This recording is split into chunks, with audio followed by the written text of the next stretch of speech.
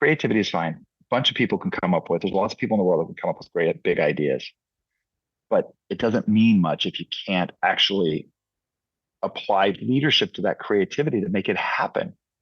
That's the challenging part, is having and combining the creativity with the leadership to actually get something done. Welcome to the Creative Chats podcast with Mike Brennan.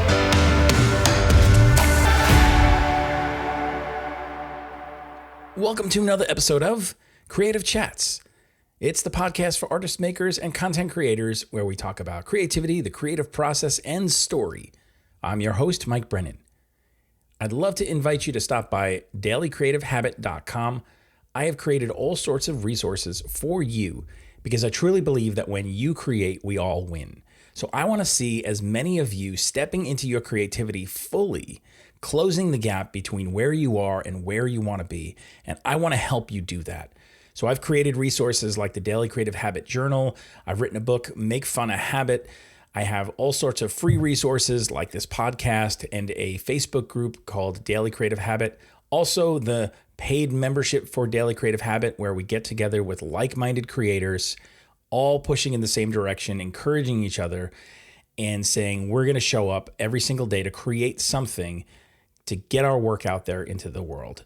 So if you would like to be a part of any of those things, again, stop by dailycreativehabit.com or simply visit my website, which is mikebrennan.me. Hey, I get to sit down with Geoff Thatcher today, and Geoff is the founder and CEO of Creative Principles, which is an experience design firm delivering creative leadership for world-class brands, experiences, corporate visitor centers, museums, theme parks, and so much more. We have a great conversation about where this love of experiences and design came from, as well as the importance of not only creativity, but leadership and marrying those two together. So I know you're going to really enjoy this episode, and be sure to take some notes when Geoff starts talking about this creative leadership stuff, because it is gold and it will certainly make an impact on your work and how you approach things. So without further ado, here is my creative chat with Geoff Thatcher. Well, Geoff, welcome to the Creative Chats podcast. Thanks so much for being here today. Thank you for having me. So I'm excited about this because you bring a completely different skill set than anyone that I've had on the show so far, I believe. And that is one of creating these experiences and marrying that with storytelling, and I'm sure a whole host of other skills that we'll talk about today. But you are the founder and CEO of a company, Creative Principles, and you help create these amazing experiences that people can engage with. How did you first get into this? Like, what I want to dial things way back and say, like, where did this begin for you? Like, why is experiences so important to you? Well, it all began as an 8-year-old when my family moved next door to an amusement park in Farmington, Utah called Lagoon. And so I literally grew up, and this was kind of an old time amusement park. The roller coaster was called the roller coaster. The Ferris wheel was called the Ferris wheel. The log flume was called the log flume. And they had a big kind of 1920s era swimming pool. I don't know if you're old enough to remember those big metallic slides that came down. This was before fiberglass slide, and it had a big, tent, platform, diving boards, and, it was black. They had a spinny wheel in the middle of the pool, and they had an old fun house with the wheel, and the air blast that come up and blow up skirts and things. And it was just great. I grew up and it was free to walk in. It wasn't like today where it's like, no, you have to pay $100 to get in the door, get in the gates. No, anybody could just walk in, and then you would buy tickets and you would go on the rides. And so I literally grew up there. Got in a lot of trouble when I was about 13 years old doing something called Yogi Bearing. And if you know the cartoon, Hanna-Barbera cartoon Yogi Bear, we would steal picnic baskets. As my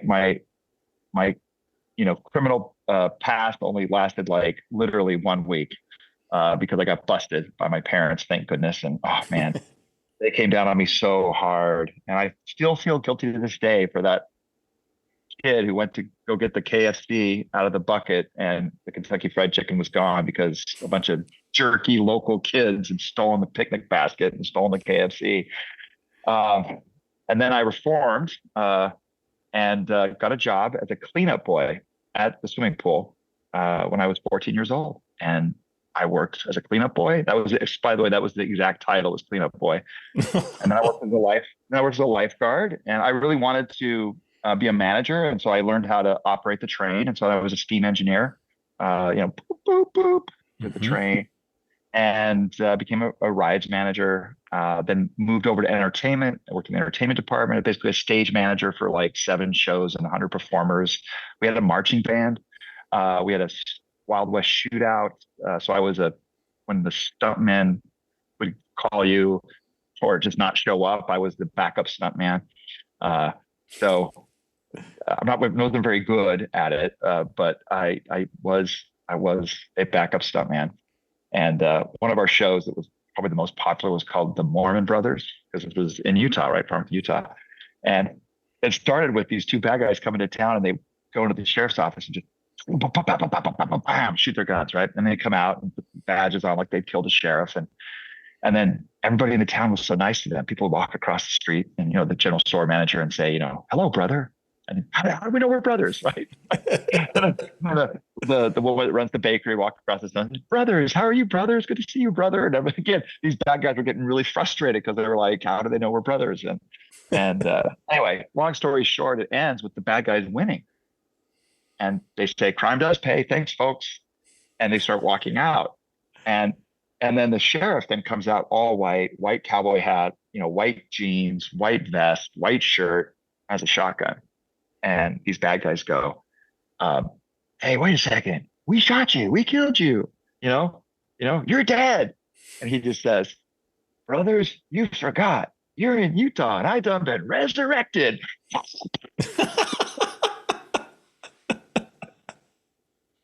So anyway, I spent 10 years at this amusement park, and pretty much I was a zookeeper, stuntman, DJ, stage managed shows, ride operator, lifeguard, cleanup boy, did it all. And when I graduated in journalism from college, they offered me a full-time job, and I said no because I wanted to go into journalism, which is my major. But I quickly found out that journalists are miserable, wretched people that have no fun, and I was missing the fun. I mean, I had worked for 10 years at an amusement park. I was used to being around fun people that want to make people happy, and journalists are not in the business of making people happy. And so I left journalism and got a job, kind of my lucky break, as a creative writer for a company called JRA, still around in Cincinnati, and they do theme park and museum design and corporate, brand experiences. And then anyway.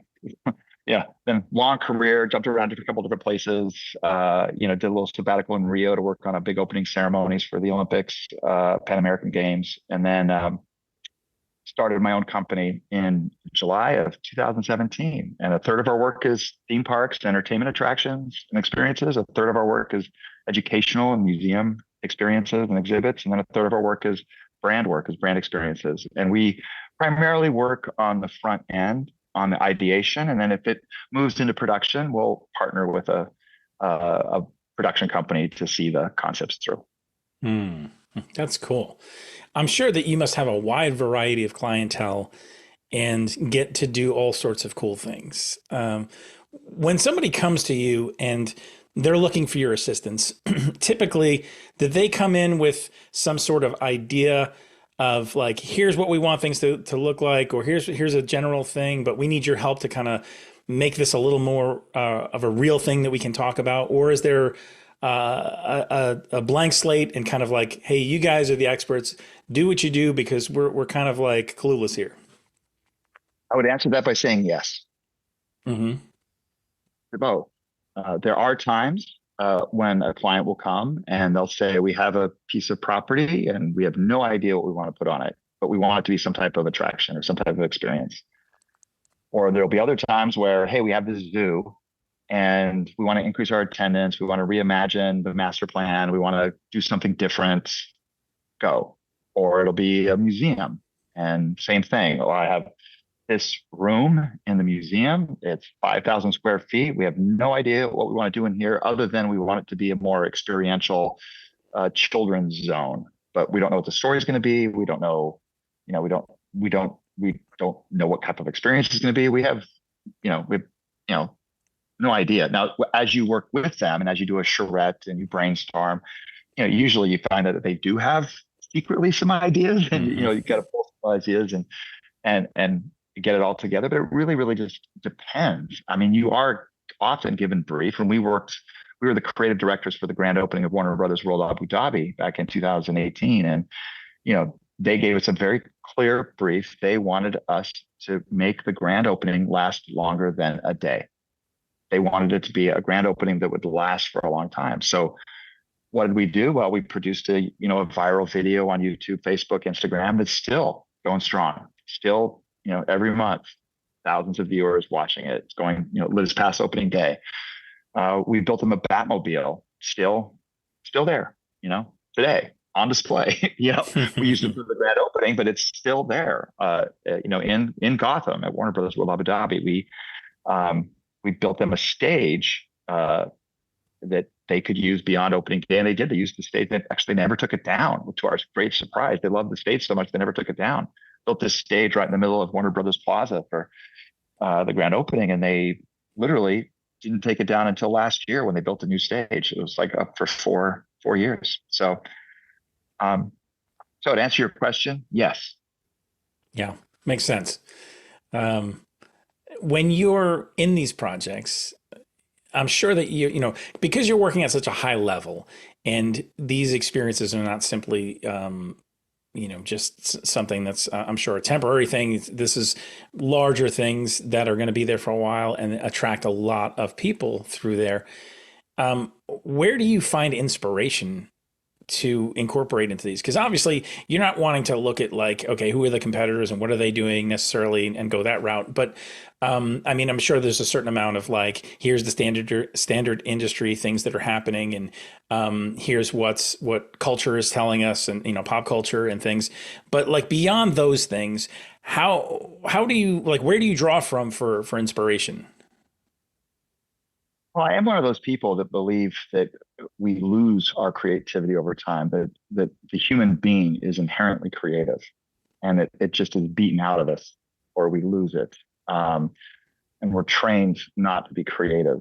And so, to be honest with you, what do? We kind of act like kids in a certain respect. We're just very curious. We call it hashtag research, where we just go, we just go do stuff. You know what I mean? We go look at stuff because you get ideas in all kinds of, strange places and strange experiences. And creativity is about connections. So many times it's about connecting, where you're like, hey, let's do that thing that was kind of like that pop-up we saw in South Beach, but let's not do it that way. Let's do it like that museum exhibit we saw in Auckland, but we could maybe spin it with this brand over here. So it's all about making these weird connections. But in addition to that, we really do believe that you have to benchmark. You have to look at what's out there in the industry, but you also have to just, nail the story. What is the story you want to tell? We really strongly believe in story-based experiences. I grew up working at an amusement park. The roller coaster was not about a story. It was called the roller coaster, and it was generic. It was there's nothing, it was a nice roller coaster, but there's nothing special about it. And we believe that the best experiences, it was still an experience. I still had fun. The Ferris wheel was still an experience. I still had fun. But we believe the best experiences are those experiences that are rooted in a powerful story. If I were to ask you what's your, most memorable experience, which you can answer that, by the way, I bet it would be something that was probably rooted in the story. Yeah. Yeah. I'm thinking right now of the first time that I was in Disney World and rounded the corner into the area where the Millennium Falcon was. And I actually videotaped. More recent experience. Yeah, more recent because I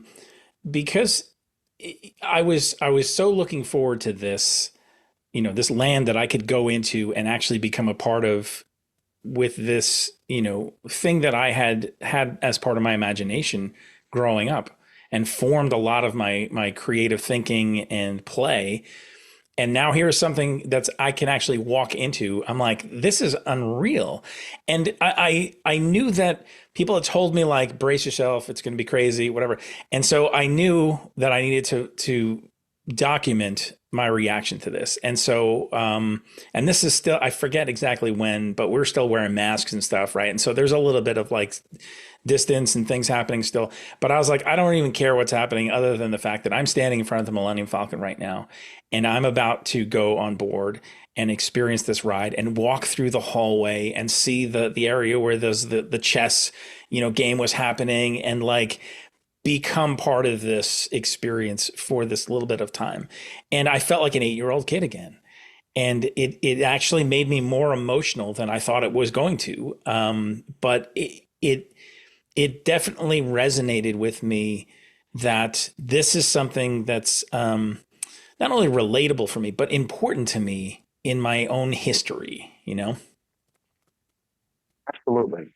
And, I agree. The best experiences are all based upon a powerful story, and then they're translated through experience design. Um, I too love the Millennium Falcon. I love the theming in that space, but I was very disappointed in that ride because I didn't get to see Chewbacca. You know what I mean? Yeah. I wanted to see Chewbacca.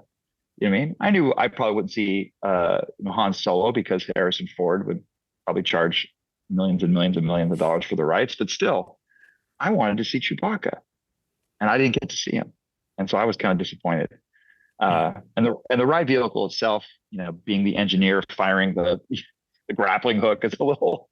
But now the Rise of the Resistance. I don't know if you've been back and done the Rise of the Resistance. Yes. That ride. Oh my gosh, that's amazing. That's yes.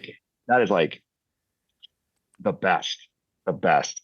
To me, the Millennium Falcon, Smuggler's Run is the name of the ride, is really just about the theming and being there and getting that photo up of you sitting. Oh, absolutely. Sitting playing chess in the Millennium Falcon. It's amazing just to be there. But Rise of the Resistance, oh my gosh, such an emotional ride. You know what I mean? And I still remember this day walking on that Rise of the Resistance, and I love how it's the only place in Disney World where the employees will treat you like scum, like the rebel yeah. scum. Yeah. So. I had a friend who was a little too ruffled about that situation. So it was kind of funny afterwards. Yeah. Move along, rebel scum. Yeah. No, it's great. It's listen, it's my frustration with Disney right now more than anything is I believe they've sucked the spontaneity out of the park with all of their reservations and Genie and the way the app works. It's just like literally, my wife and I wanted to go to Epcot at the last minute. You can't do it anymore.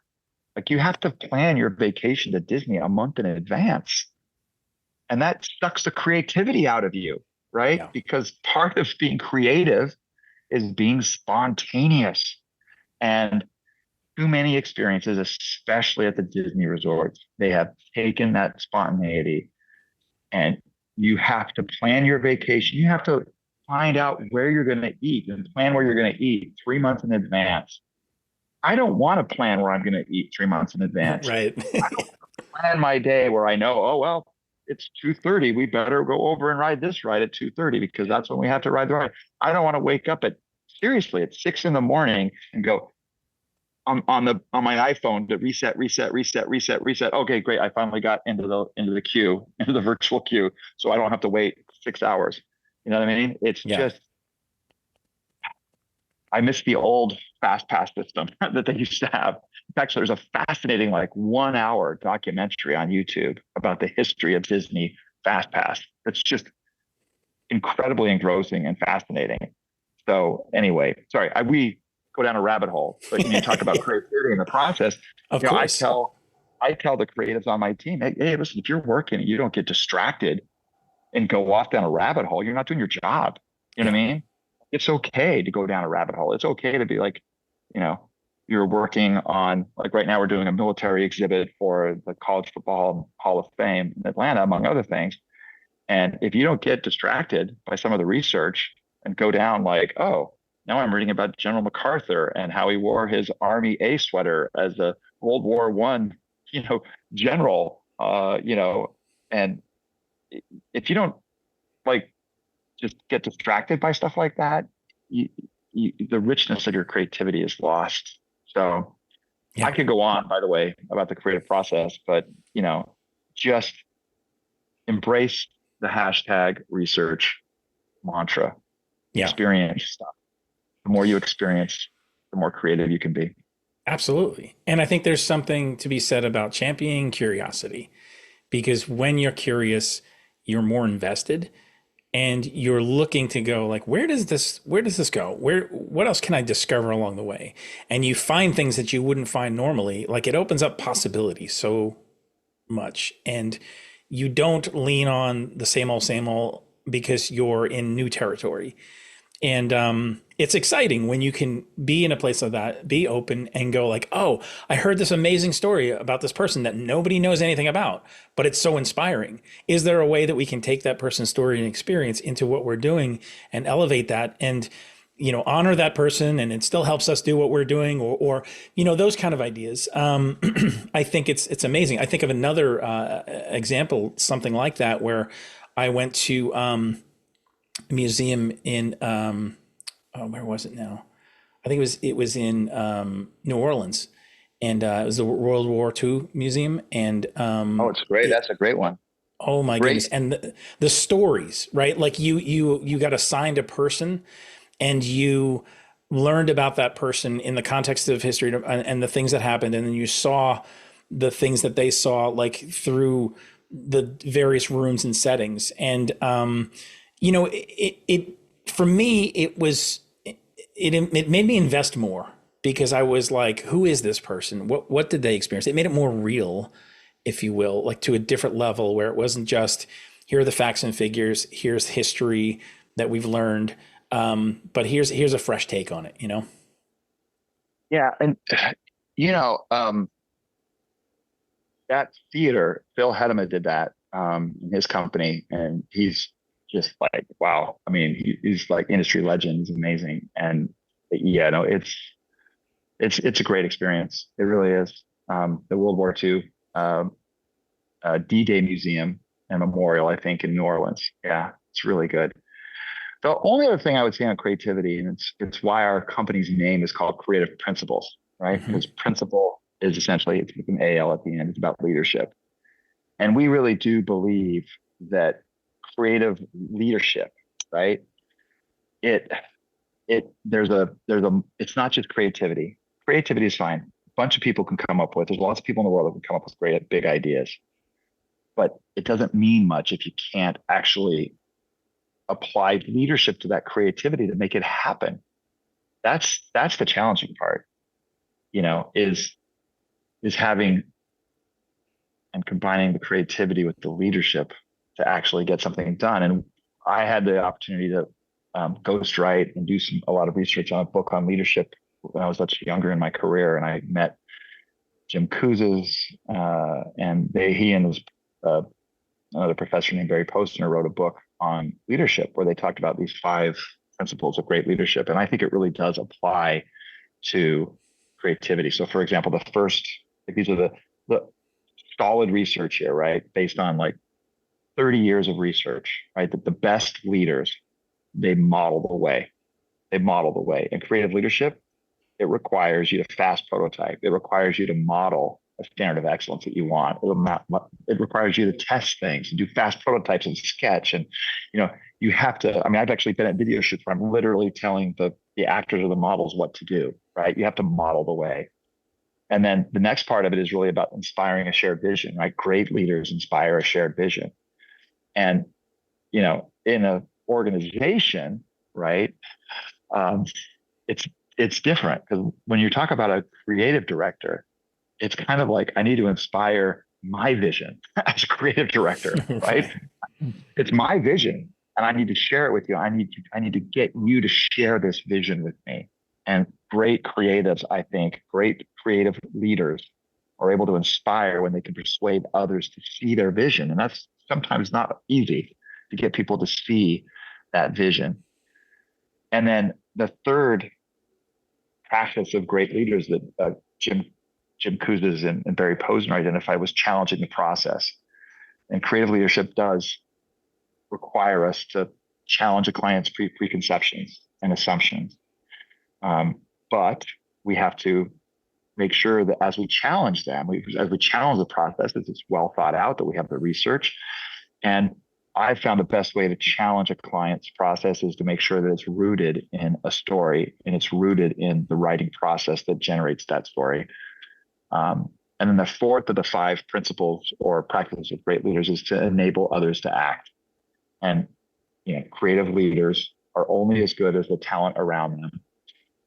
I think it was Terry Gilliam or Quentin Tarantino quoting Terry Gilliam, the director, who said, I just have to hire the best costume designer, the best cinematographer, the best editor, the best lighting designer, and I have to get them to see my vision. And if they understand my vision, you surround yourself, right? Creative talent must be enabled to act, and sometimes quite literally. But you have to build spirited teams, and like we're doing really some exciting projects right now, and you just have to, as a creative leader, sometimes just trust your team.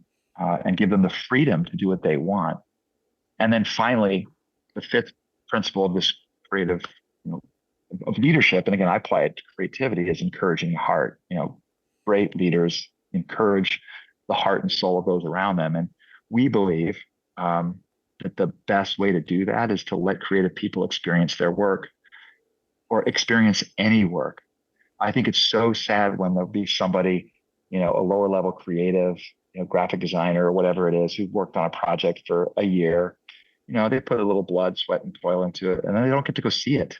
You know what I mean? Mm-hmm. And it's really important, we believe, to let your creatives experience not just the work that they produce, but experience the work that others produce, right? There's no better way to help someone feel like a hero and encourage the heart than letting them be part of an experience. And so whether you're experiencing your own work or you're doing what we call hashtag research, it's very, very important to encourage the heart that way. So that's just, since this is a creative chat podcast, that's the other thing I would say is that it's not just about big ideas. Anybody can come up with big, crazy ideas. You have to have the leadership to take that idea and move it forward and persuade others through those 5 practices that I talked about. Yeah, I'm so glad that you shared that and highlighted those 5, because I think so many times creative people feel like they're in the struggle. They're trying to see their work, materialize and know that they're contributing to something bigger and feel like there is a purpose to what they're doing, right? And to want to do more. And so sometimes to fight for, hey, I want to feel like I am part of something bigger. And for you to outline those as a healthy organization or a leader, to say, here are some principles to follow. Here's what that can look like, so that the people can experience those moments to go, yeah, I am part of something. I am contributing. And then I think when people start to feel valued in that way, they want to give more, right? They want to climb higher. They want to dream more. And, if somebody's struggling with a sense of vision, is there anything that you would suggest for how do you hone that? How do you get the confidence to say, yes, I'm going to be a creative person that has ideas, but I'm also going to be the leader?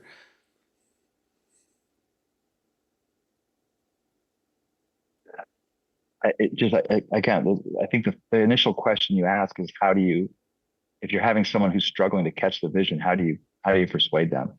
And the reality is sometimes you can't. You know what I mean? Sometimes you just can't. But to me, the best way to help people feel like they're part of the vision is to include them in the iteration, to include them in the process, to include them in the work that you're doing. I am not a big fan at all of having a presentation where the client doesn't know what you're presenting. I hate it when it's like, I hate especially hate spec work and doing pitches on spec, because that's a whole other story we could talk about. But Yeah. you only value what you pay for. But anyway, I think too many creatives, the client will give them an assignment, and they'll go and you know, they'll ask the client some questions, do a brainstorming session, whatever, and then they go away and they come back 8 weeks later or 4 weeks later and they say, here you go. And sometimes there's a disconnect and you can't get the client to really be part of that vision. I find it's much better if you include the people, the stakeholders, if you will, whether they're client or even people on your own team, include them in the process along the way. And that requires managing them, because sometimes it's ugly. You know what I mean? In the beginning stages, it's an ugly duckling. Yeah. It hasn't, and so it requires managing their expectations so they know what to expect when you show them. But if you do that, if you bring them along with you the process, they feel like they're part of that vision and they understand the vision because you're bringing them along. It's not like you're just, at the very end of it saying, here you go, here it is. You know what I mean? Yeah. No, you're bringing them along and you're managing expectations all along the way, so they understand the process. I mean, we don't start with a finished, detailed plan. We start with bubbles and scribbles. And I think it's very important for the client to see some of those scribbles. I love to put work product in our presentations so the client can see that work product. They can see the process. They can see the work that went into it. And it's a balance, of course. I mean, I remember, I had a boss once who would, when I was writing, he would come in and sit like right next to my desk and like, what can I do to help? And I'm like, go away. Yeah. I need to write and I need you to leave. Leave me alone. Well, yeah, but I want to watch. No, you can't watch. Leave. When it's done, I'll let you read it. You know what I mean? but yeah, it is, though, I believe, the best way to, I think your initial question was how do you convince someone that hasn't really bought into that vision? I really think the best way to do that is to make sure they're part of the work product. They're part of the process the whole way, because if they are, they feel like, they understand. They understand the vision. There's no surprises at the end. Mm-hmm. So yeah. Great it's advice. more fun, by the way. Yeah. It's more fun. Yeah. And I'm sure that they could probably lend some things that could be overlooked if they hadn't been given access there, right? They may have some ideas or they may have a suggestion or something, and there's a little bit more back and forth, right? Absolutely.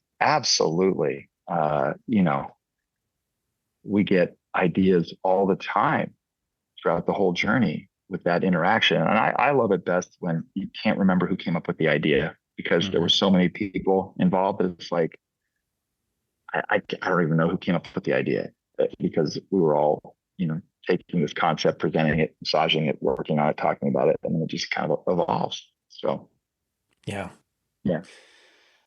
Through the process of creating and through just, I think creativity itself, there's a part of that engages with evolution, right? Like change, because you're creating things and then there's a sense of like always wanting to take new ground, or there always being a new project, or this push towards future, right? This push towards what's next.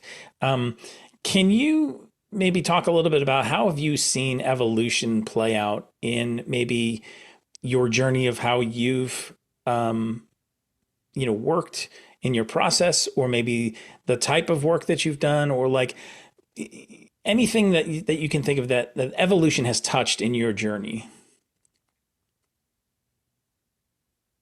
Oh, if I understand your question correctly, and as you asked the question, what came to my mind was a story that kind of relates to what we just talked about, in managing expectations.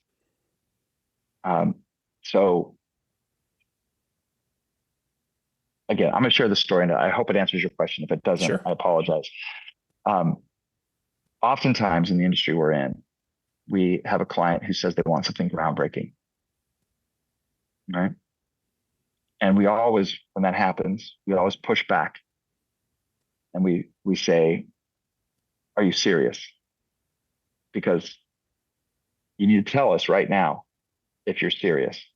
Because if we're going to do something groundbreaking, people are going to hate it. People on your team are going to think it's stupid. You're going to have courage to stand up for this idea and help it to grow. Because groundbreaking ideas need room to evolve, right? And so would love to do something groundbreaking, but only if you're serious, because it requires you to stand up. And so we, for example, had a client who came and they wanted a groundbreaking animal attraction. And we said that to him. We said, hey, if you're serious, we'll do this. But when we come up with whatever the idea is, I don't know what it is yet, but when we come up with this idea that's groundbreaking, you're going to have people on your team who are experts in this industry who are going to tell you you can't do that, because groundbreaking ideas is all the same. I mean, if you go back and read, there's a great book called it's Walt's Revolution by the Numbers. It's written by a guy named Harrison Buzz Price, who's the late Harrison Buzz Price. His name is up on one of the windows in Main Street, USA at Disneyland. He was Walt's feasibility expert. Walt Disney came to him when Buzz was at Stanford and said, hey, I'm trying to decide where to put Disneyland. And he had three choices. He could put it in the San Fernando Valley. He could put it where Dodger Stadium is now, or he could put it somewhere down in Orange County. And he said, where should I put it? And so Buzz Price essentially invented the feasibility industry, where he looked at weather patterns, traffic patterns, growth patterns, looked at temperature, look at all these numbers, and told Walt, no, put it in Anaheim. And Anaheim's a great location, right? And then did the same thing for Orlando. It was between Virginia, Central Florida, and Miami. Those are your three locations. And Buzz Price picked Orlando and said, no, you want it in Orlando. That's where you want to put Disney World. So he wrote this book about Walt's Revolution by the Numbers. And in it, he talks about how he went to the IAAPA trade show, International Association of Amusement Parks and Attractions, in Chicago in 1953, I forget, the early 1950s. And he met with the leading attraction. They weren't theme parks. They didn't have theme parks then. The leading amusement park operators and owners in the United States. And he pitched them what Walt's idea was for Disneyland. And to a T, every man in that room, while they were drinking bourbon and smoking cigars, told Buzz Price, this is a terrible idea. It will not work. All right? They gave him a few notes that Buzz actually listened to. Like, for instance, one of the notes was, you got to get rid of the real animals in your Jungle Cruise, and go with, because real animals will just be boring and asleep the whole time, which is true, right? So they went with animatronics, but they told Walt Disney, they told Buzz Price, who was representing Walt Disney, this is a horrible idea, horrible, will fail. Go tell Walt to go make movies. Of course, they were wrong. These were the leading experts at the time in the amusement park attraction industry, in the experience industry, and they were dead wrong. So if you have a client who wants to do something groundbreaking, you have to let them know that when you come up with that idea, they have to have the fortitude to help that idea evolve. And sure enough, with this client, we did come up with an amazing idea. And it was the base. Well, I don't think how much I can tell you. Let's just say that it was going to tap into the emotions that we all have for animals, right? Both love and fear, right? And we had people say, you can't do that. You can't do that. We specifically, did not want to talk about conservation. at all. Um, because if you love animals, you'll care for them. And if you fear animals, maybe you can respect them. You know what I mean? Mhm. And respect leads to conservation. But when we pitched the idea, and there was a lot more to it that I cannot share with you, but when we pitched these ideas, sure enough, somebody on the team said, "You can't do that." I said, "Why not?" You just can't. Why not? You can't. Why not? It's just not done. It's just not done.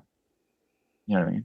And Yeah. fortunately, we did have a very strong client. They're an amazing client, and they had the fortitude. And the concept never was built, but it's still it wasn't built for other reasons. It had nothing to do with the concept.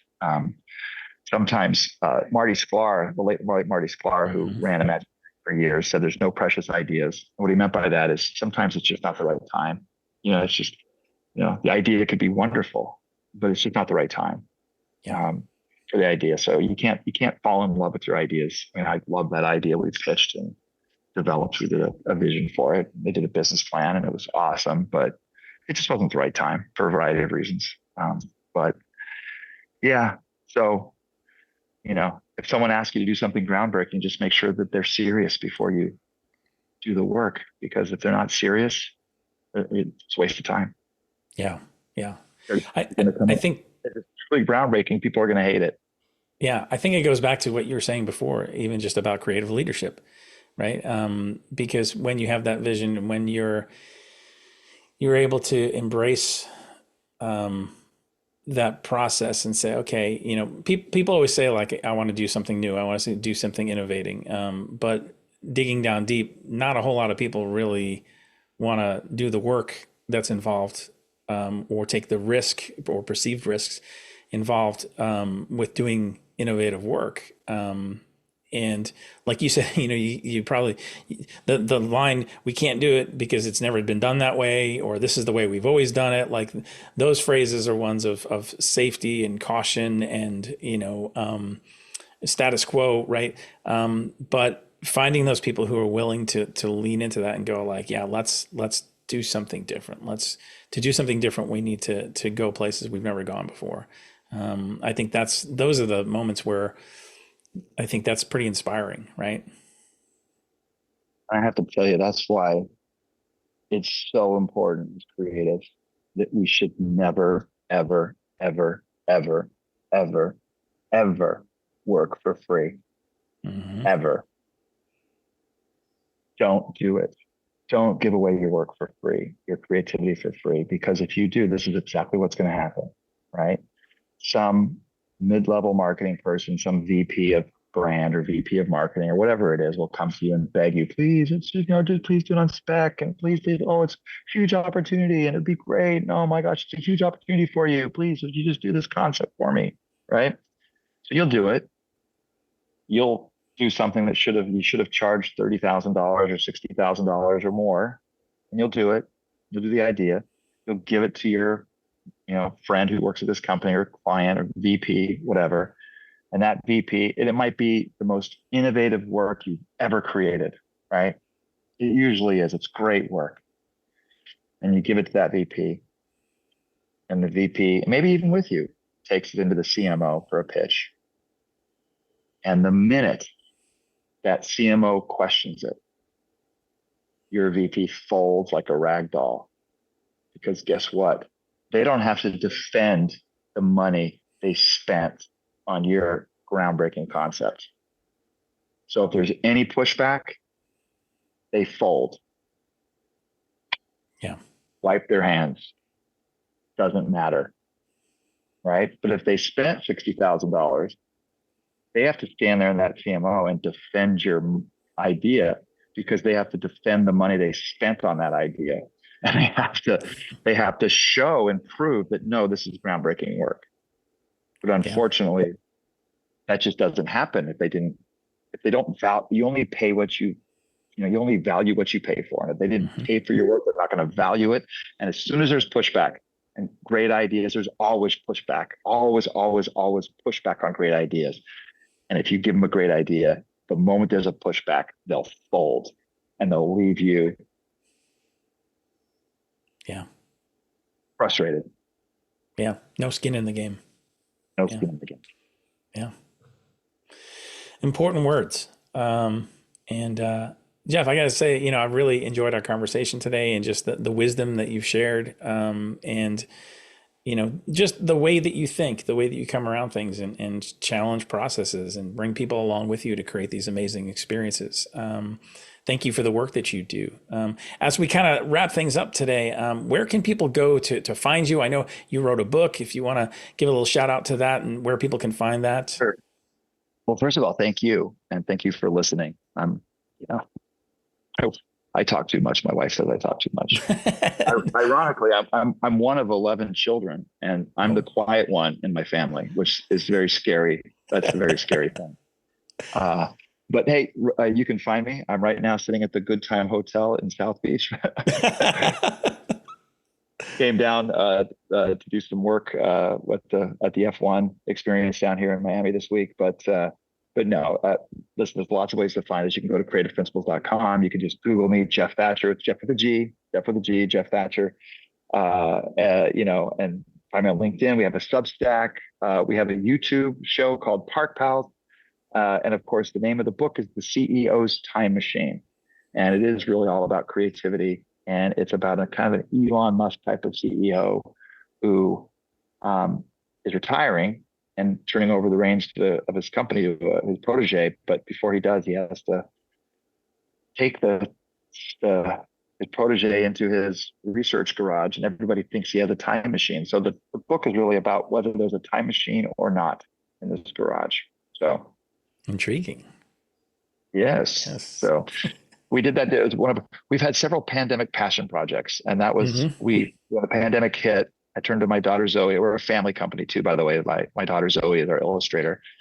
I turned to her and I said, "Hey, remember that book I wrote a couple of years ago? We never did anything with it." She goes, "Yeah." I'm like, "Why don't we publish that during the lockdown?"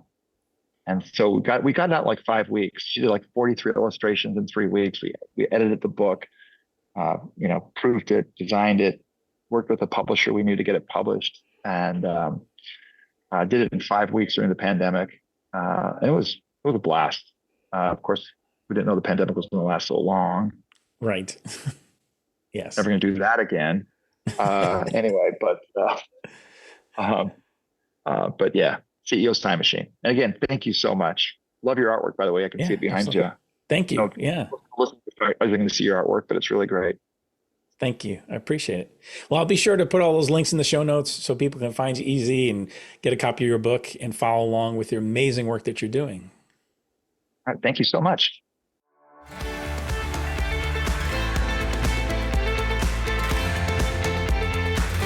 Thanks for listening today. I'd appreciate it if you would subscribe, leave a rating and a review. It really helps this podcast be seen and heard by others.